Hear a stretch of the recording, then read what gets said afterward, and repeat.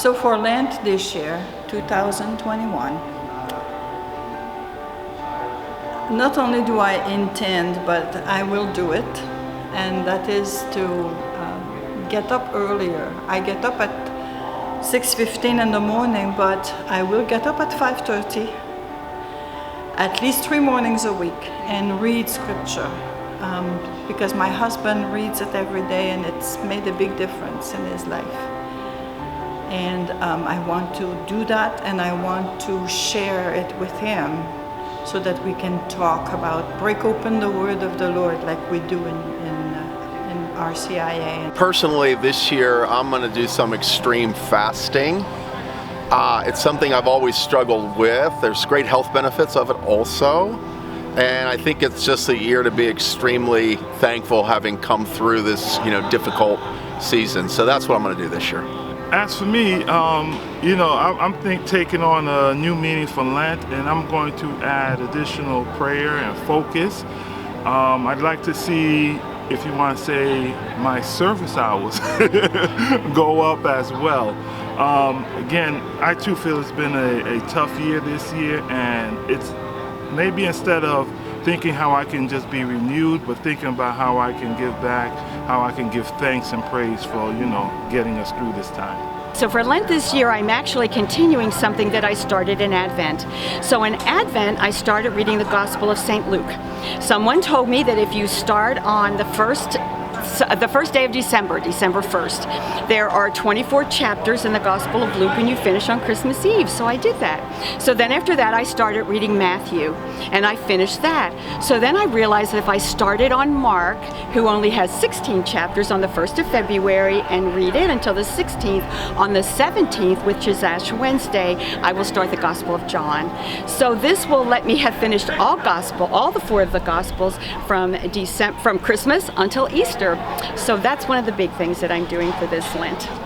So you're asking me if I or my family is doing something special for Lent, and of course we are.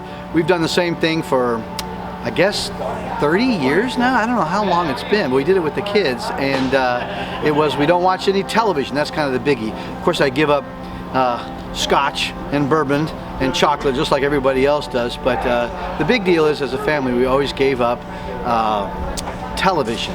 And the funny thing about that is the kids didn't miss it. We always did something else.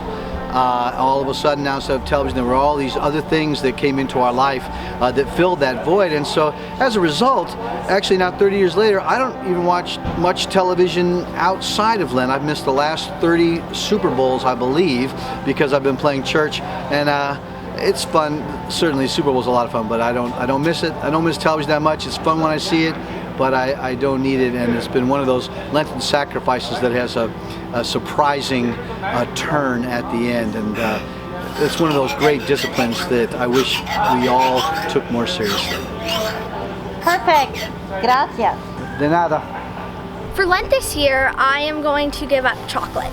For Lent this year, I am wanting to dedicate some time as a family for a little bit more prayer, and I also want to give up sugar because I'm so focused on it. I think every time I think of sugar, if I pray, it will definitely help me. So Hayden, did you? For Lent this year, I was going to spend an hour to spend time with my family.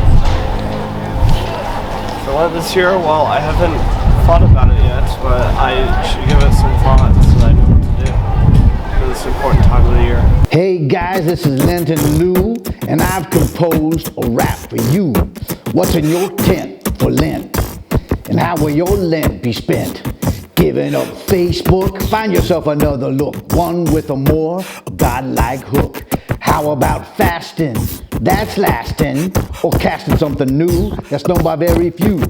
Almsgiving to the poor, or forgiving from the core. You got more? We want to know. Send a video, Romeo, or tell me your story, and we'll give God the glory. How about that?